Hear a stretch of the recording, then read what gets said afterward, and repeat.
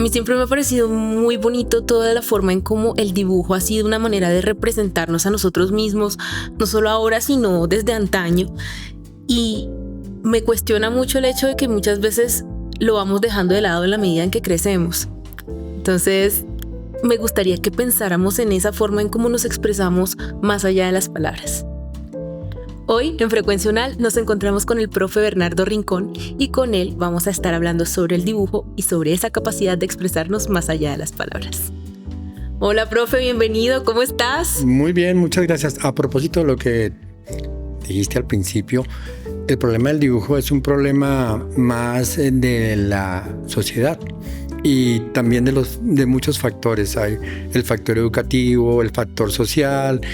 Y en el factor educativo tiene que ver con que uno siempre dibujaba tranquilo en su casa cuando era bebé, rayaba todo, la mamá lo regañaba y luego usted llega al colegio, a la universidad y la academia le intenta, que por eso lo llamamos academia, le intenta poner reglas a lo que usted ya hacía tranquilamente y libre y a veces le dice no, usted está muy mal, usted dibuja terrible y eso hace que la sociedad usted lo mire con un mal ojo y diga, uy, pero ¿qué estoy haciendo? Y usted no vuelva a dibujar. Es muy difícil y lo luchamos cada día cuando vuelven otra vez a la universidad y tenemos que quitar todo eso que está concentrado allá en su... Desaprender. Desaprender. Entienda de que el dibujo viene con usted. Claro, y que no hay una forma estrictamente de decir esto es lo que está bien y esto es lo que está mal.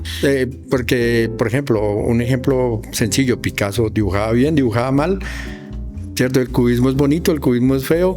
Entonces ahí viene la gran pregunta, la gran inquietud. ¿Quién pone las normas del dibujo y quién califica el dibujo? Claro que sí, profe. Y no, incluso desde el mismo momento en que en la casa rayamos una pared y nos dicen, no haga eso. Ya allí empieza como ese proceso de censura del que usted hablaba hace un momento. O usted dibuja en la tierra, cuando usted dibuja en la tierra con un palito así en la arena, en el mar, ¿quién le está diciendo que eso está mal? Usted lo único que disfruta es de que hizo su dibujo y luego el mar se lo va a llevar, va a desaparecer. Y ya que nos ha dado esta intervención tan bonita, profe, quiero saber ¿en qué momento nació esa pasión por el dibujo? ¿Recuerda usted el momento en que tomó la decisión de dibujar? La culpa la tiene la prensa. ¿Por qué la tiene la prensa? Porque mi papá tenía una tienda y a la tienda llegaban todos los periódicos del país. Yo no sabía leer, lo único que yo sabía era ver los dibujitos. Entonces los dibujitos eran pues lo que estamos comentando, las historietas, el cómic, que llegaban todos los domingos y los periódicos estaban llenos de historietas, eran 16 páginas con unas historietas espectaculares y lógicamente lo primero que yo hice fue comenzar a copiar esas imágenes que veía con un lápiz, con un papel, porque yo quería mejorar mi dibujo. Lógicamente todo el tiempo tuve el rechazo de los clientes de mi papá, de mi mamá, de mis hermanos, pero al final alguien, un estudiante universitario, así como su merced, entró un día a tomar café y me vio dibujando y dijo, venga, yo le explico un poquito. No para traumatizarlo porque él entendía lo del trauma, sino para darme otras guías. Y ahí fue cuando yo entusiasmé a mis hermanos y con mis hermanos comenzamos a hacer competencias de dibujo. ¿Competencias de dibujo? Claro. ¿Cómo era eso? ¿Cómo Las funcionaba? competencias de dibujo era lo que veíamos en el ambiente o inventarnos historias y dibujar las historias.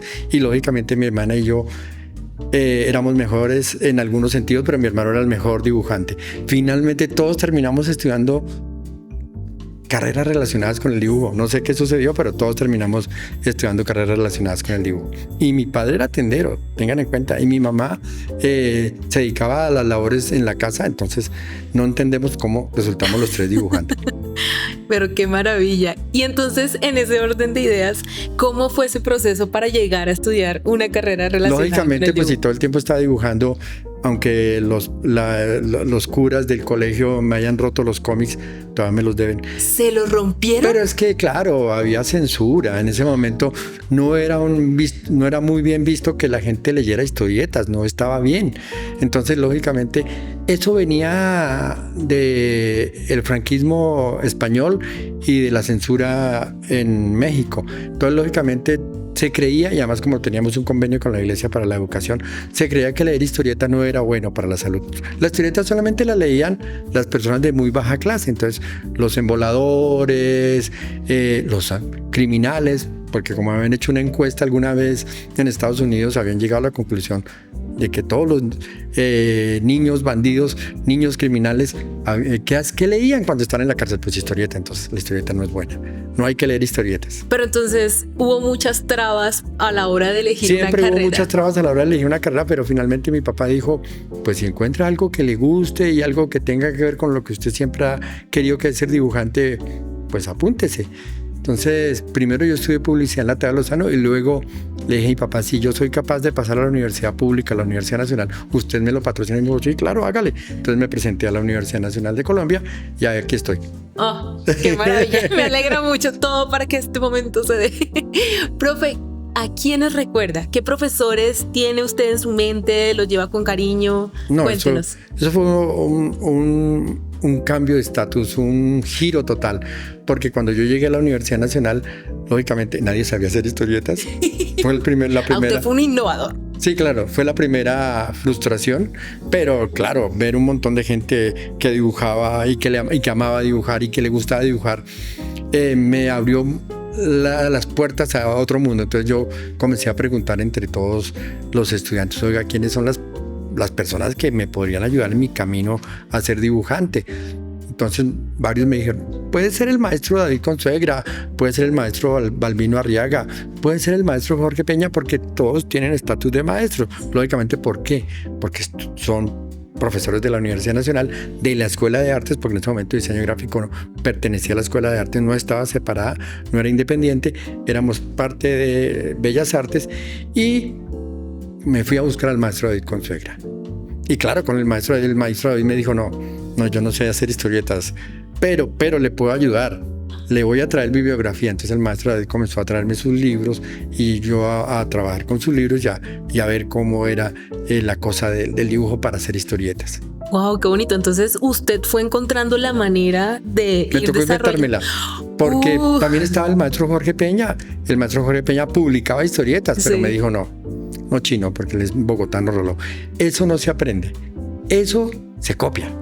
Yo, ¿cómo que se copia? Sí, se copia. Usted coge lo que usted ha hecho siempre, que es coge los periódicos, busca los mejores dibujantes y les saca ahí el gusto y los va aprendiendo y va aprendiendo a dibujar a partir de los dibujantes. Él y Carlos Garzón y otros dibujantes colombianos habían hecho ese método, que era el método de la copia. Entonces ellos coleccionaban las historietas, todo este montón de publicaciones de los domingos, y se sentaban y las copiaban. Finalmente hicieron muy buenos logros, como Jorge Peña creó Tucano, Carlos Garzón creó Calarcá, pero son personajes que son muy parecidos al Tarzán de Hogarth. Siempre había un referente. Sí, claro, por eso fue que Jorge Peña se negó a enseñarme. Me dijo, no, eso no se aprende, eso se copia. Okay. Y porque era el método que habían tenido durante muchos años en Colombia pocos que hacían historietas. Okay. Entonces eso fue para mí todo un reto, porque yo decía, no, hay que lograr algo. Entonces yo comencé a buscar también en bibliografía, en libros, para leer un poco. Bueno, en este orden de ideas quiero que nos cuente a todos cómo funcionaba el dibujo, el diseño gráfico, la historieta en los años 80, que era cuando usted estaba en la universidad y demás, y también un poco versus lo que tenemos hoy en día. Bueno, entonces David me dijo, y también hay otra persona que está muy así como usted, interesado en dibujar historietas y en hacer cosas con humor y con caricatura. Y entonces me presentó a Jorge Grosso, y Jorge Grosso, él estaba tomando una materia en diseño, porque él no era diseñador gráfico. Él estaba asistiendo a una materia de Carlos Álvarez, que era también un gran comunicador y un gran fanático de las historietas. Y esa materia se llamaba Taller.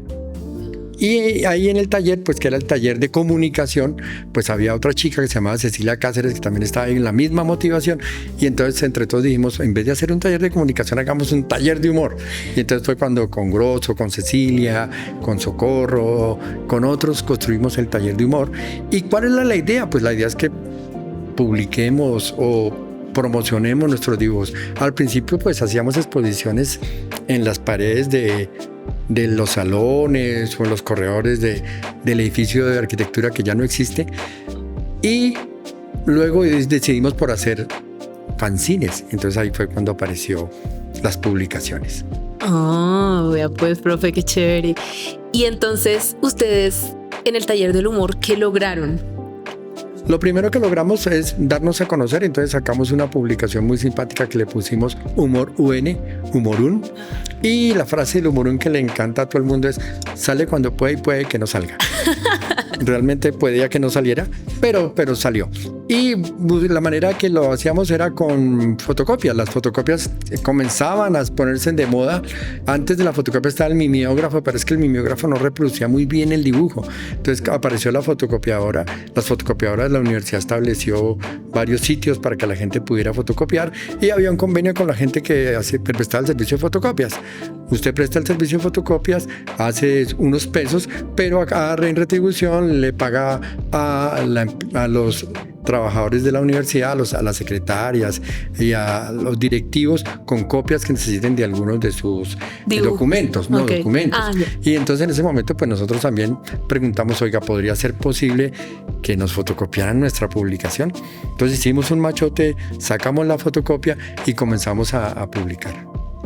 Wow, profe, muchísimas gracias. ¿Y por qué cerraron? Básicamente porque nos graduamos, porque pensamos en heredarla, en dejarla, pero no, los chicos que vinieron después hicieron otras publicaciones como Cataplum, un montón de cosas nuevas aparecieron después de que nosotros nos fuimos. ¿Por qué nos fuimos? Porque ya tocaba graduarnos. El ciclo de la vida. No, fue largo, además el ciclo fue largo porque nos tocó el cierre del 84. Uy, ese cierre fue duro. Bueno, y hablando de esa época, ustedes también estuvieron, o usted estuvo en un proyecto de la revista ACME. Entonces, quiero que nos cuente, porque este se convirtió en un referente cultural muy importante en los 80s y en los 90s, precisamente en esa época. Salimos de la universidad, nos fuimos a trabajar, entonces fuimos a dibujar historietas o a dibujar caricatura o ilustración editorial, que era básicamente mi fuerte. Entonces yo terminé trabajando en los medios con ilustración editorial, ilustraba los avisos o los artículos que fueran más importantes, que no tuvieran fotografía, porque en este momento pues no todo tenía fotografía o no se podía ver, sobre todo eran páginas económicas.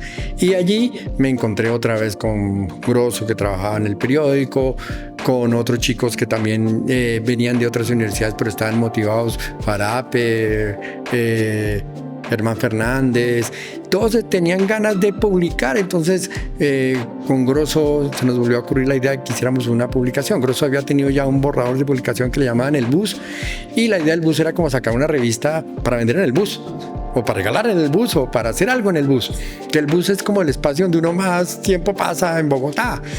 Y finalmente el bus se volvió de carácter más político, más denunciativo, y entonces fue cuando nosotros, otro grupo de dibujantes y estudiantes, dijimos: armemos otra cosa. Fue cuando armamos la revista ACME Comics. Entonces, ¿cuál era la idea de ACME? Pues la idea de ACME era promocionar la historieta, y estaba muy de moda en ese momento todas las historietas importadas que venían de Estados Unidos, venían de Europa, venían de España, de Argentina, y nosotros tomamos muchos modelos para hacer un modelo propio, que es la revista ACME. La revista ACME tenía más o menos unas 72 páginas. La idea de que no solamente fuera historieta, sino también hablara muchas cosas que a los jóvenes del momento les interesaba: la música, el cine, los otros medios de comunicación. Y entonces, además de eso, venía de todo esto venían historietas que eran autoconclusivas. Era toda una variedad de trabajo. Claro, esa era la idea. Y muy interdisciplinario también, por lo demás. Sí, porque no solamente estábamos nosotros los que hacíamos historietas, sino también había un comentarista de cine, Genial. Que era un literato especialista en cine. Había alguien especialista en música, que era un DJ, un hombre que hacía programas en la radio y hablaba mucho sobre estos temas de la música. Y claro, eso estaba acompañado por historietas autoconclusivas de muchos temas, sobre todo pues de denuncia, porque claro, estamos en una época muy dura en Colombia, muy fuerte a nivel de todo lo que está sucediendo en el Estado, y entonces claro, las historietas tienen que tener esa presencia. ¿Qué piensas sobre el manga? Pues que es que lo que pasa con el manga es que el manga es la forma en que los japoneses hacen historietas. Entonces el manga es propio de la cultura de ellos y lógicamente el manga es como la bande dessinée o como el fumetti o como el cómic americano, una forma de hacer historieta. Y ahí fue cuando Osamu Tezuka, que es el dios del manga, fue el que descubrió que lo que ellos hacían podía ser un buen negocio y nos puso a leer a todos mangas en todo el mundo. Y no contento con eso, crearon otra forma de difundir su manga, que es el anime. Hace un momento mencionabas, es que me da muchísima curiosidad, que la serie Dragon Ball Z estaba inspirado en un mito chino. Por favor, cuéntanos sobre eso. Pues lo mismo que pasa con América Latina. Creo que China, Tailandia, Japón son una gran cultura. Y lógicamente esa cultura, que es la cultura más antigua, que es la China, tiene una leyenda muy bonita que se llama El Rey Mono, el viaje del Rey Mono. Entonces, Dragon Ball Z, o Dragon Ball, como se llama, está basada en el viaje del Rey Mono, que es pues la historia de un monje budista. Wow, genial, para que busquemos toda la referencia. Sí, la van a encontrar fácilmente. Profe, este año se celebraron los 100 años de la historieta en Colombia y queremos que nos cuente cómo se vivió esta fiesta en la Universidad Nacional. De muchas maneras, porque por culpa de la Universidad Nacional, por culpa del diseño gráfico, es que estamos celebrando los 100 años del cómic. ¿Qué pasó? La universidad siempre estuvo muy interesada en que yo promoviera mi interés por el cómic, me apoyó. Cuando volví a la universidad como profesor, después de haber estado trabajando como dibujante, como editor, fue cuando la universidad me dijo, bueno, ahí tiene las puertas abiertas, le queda unas horas. ¿Qué va a hacer en esas horas, profesor? ¿Qué nos propone? Me dijo el director de mi escuela allá en diseño gráfico. Y yo le dije, pues dictar historietas. Pues si nadie me enseñó, ¿yo por qué no puedo enseñar a hacer historietas? Yo me la inventé. No, yo no me la inventé, pero realmente estaba ahí el espacio para hacer historietas. Entonces me propuse enseñar a hacer historietas no solamente a los de diseño gráfico, sino a toda la universidad. Y desde hace ya 34 años hacemos una materia que se llama narración gráfica, que es abierta, es para cualquier estudiante de cualquier carrera que esté interesado y que quiera aprender, porque también esa era la motivación, la regla, la base, que no tengan bases de dibujo, que no sepan dibujar según ellos, y que sí saben dibujar porque vienen dibujando desde niños.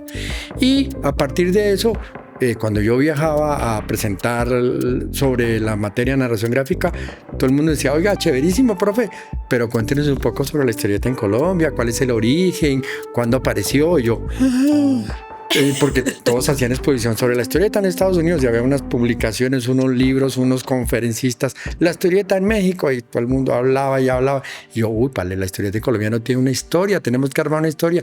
Volvimos a diseño gráfico y ahí fue cuando armamos desde el Laboratorio de Imagen Digital y desde Multimedia el Museo Virtual de la Historieta Colombiana. Hace un momento te escuché decir que para ustedes la historieta era una forma de manifestarse políticamente, de dar cuenta del momento histórico que estaban viviendo.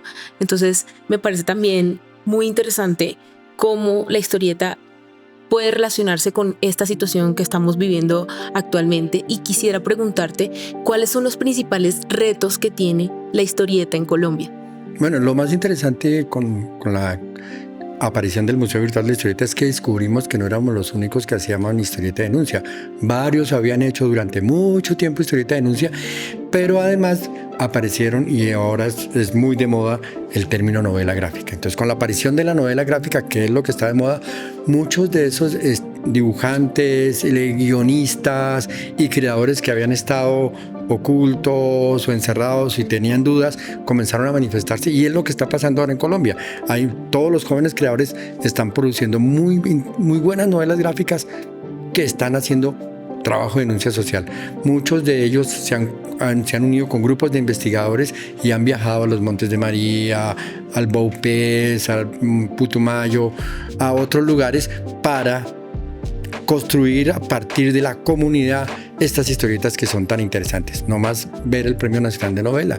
El Premio Nacional de Novela Gráfica es una historieta muy interesante. Profe, ¿dónde podemos ver esas historietas? Bueno, eso es lo otro maravilloso que ha sucedido, que han aparecido las comitecas en las bibliotecas, tanto públicas como privadas han comenzado a coleccionarse historietas y también todos los autores, sabiendo lo importante, han comenzado a dejar su trabajo en estas bibliotecas, que se han creado también baúles de lectura, baúles de viajes, que son la Biblioteca Nacional tiene este tipo de baúles que se pueden consultar y se pueden pedir prestados para llevar a cualquier comunidad.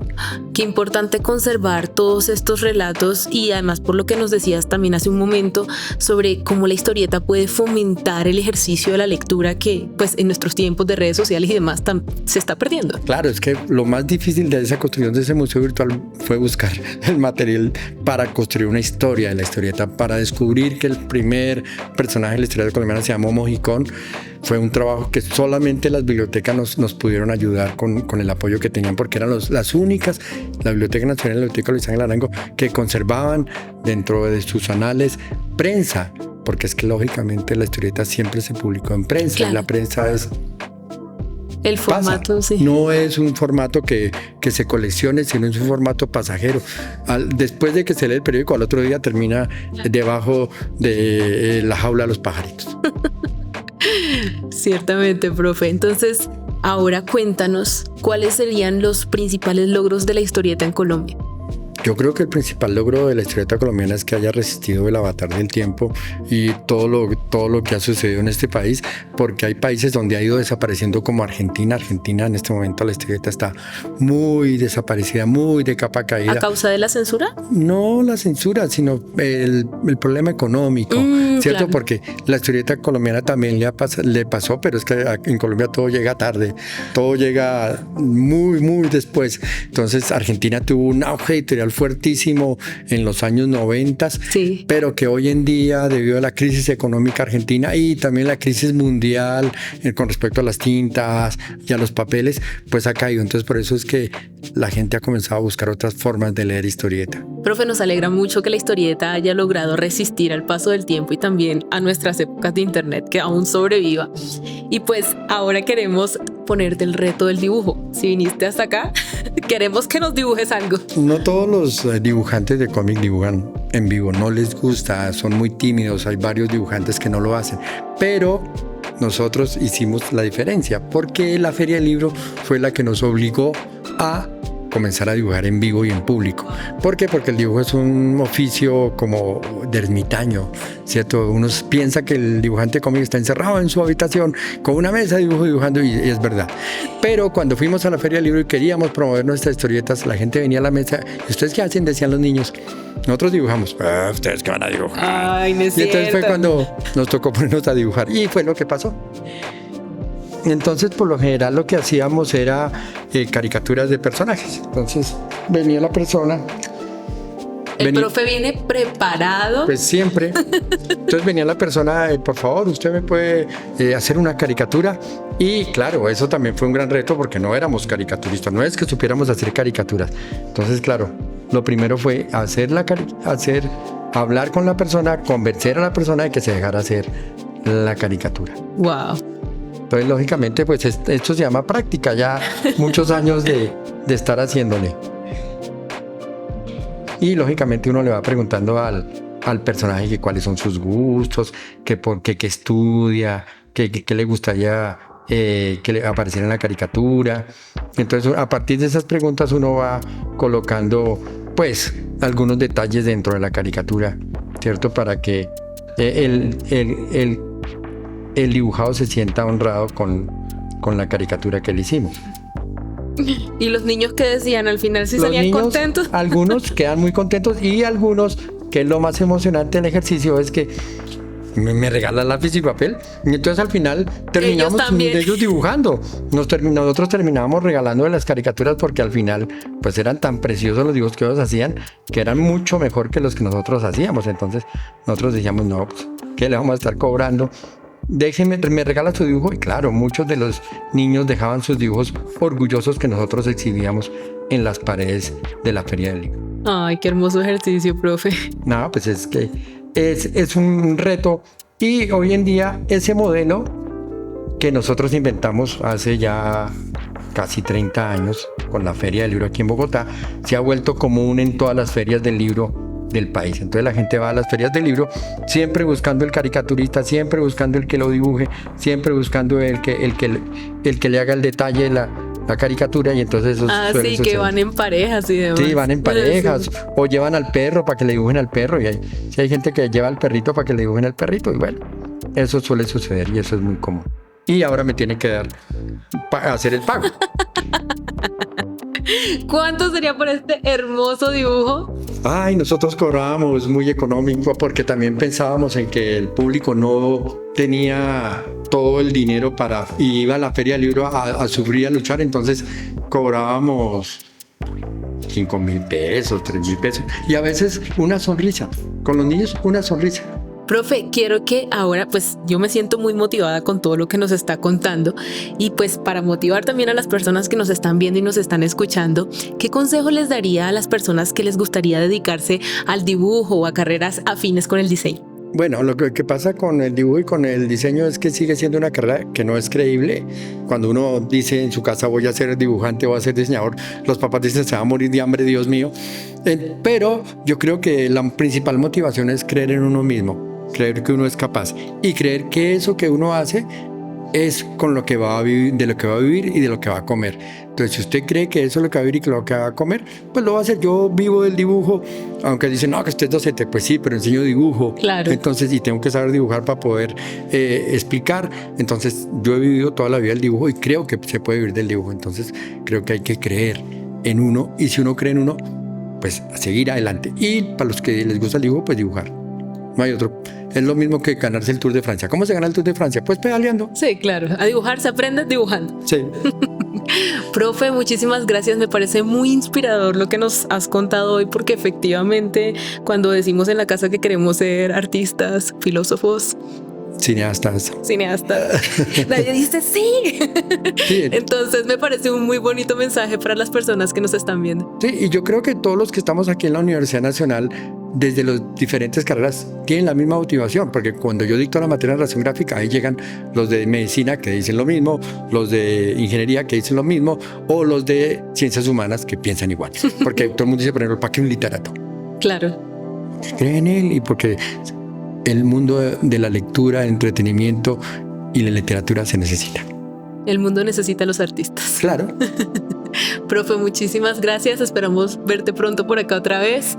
Ha sido un encuentro muy agradable, y a todos ustedes también muchísimas gracias por habernos acompañado. Los invitamos a seguirnos en nuestras redes sociales, a seguirnos en nuestro próximo episodio. Espero que les haya encantado y nos vemos en la próxima.